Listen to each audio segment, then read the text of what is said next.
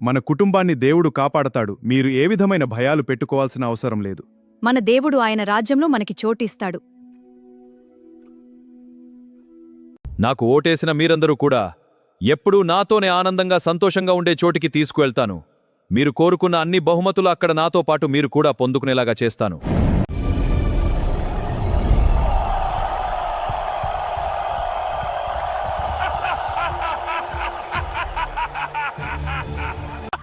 అరుపులు బాధలు ఇది నరకం. అయ్యో దయచేయండి, ఇది నరకం, మమ్మల్ని కాపాడండి. కదలండి పాపులారా, అగ్నిలై ప్రాణాలా. సాతానుని వాడి సైన్యాన్ని అంతం చేసి నరకంలో పడేయండి.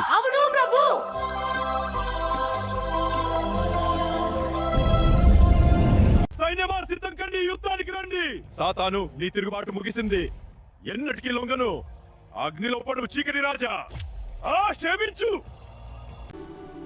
నోవాహు, నీవు నీ కుటుంబము నన్ను మహిమపరిచారు. మీలాంటి వారి కోసమే ఈ పరలోకం. పరలోక రాజ్యములో ప్రవేశించాలంటే మనసులో దేవుని మీద ప్రేమ, వినయం, పవిత్రచ్చే హృదయం, సత్యములో నడిచే ఆశ ఉండాలి. ప్రియ సోదరి సోదరులారా, లోకపు గర్వం, అసూయ, ద్వేష, అధిక ధనాసక్తి, పాపాసక్తి వంటి ఆశలను విడిచిపెట్టాలి. ఈ లోకాశలు మన ఆత్మను కలుషితం చేస్తే దేవుని దగ్గర దూరం చేస్తాయి. వాటిని విడనాడి పవిత్ర జీవితం గడపండి. దేవుని కృప మీకు శాశ్వత జీవం ప్రసాదిస్తుంది. ఇప్పటి వరకు పూర్తిగా ఈ వీడియో చూసిన మీ అందరికీ ప్రభువు నామం పేరిట వందనాలు. ప్రభువు మీ అందరినీ ఆశీర్వదించునుగాక. దేవుని స్తోత్రం.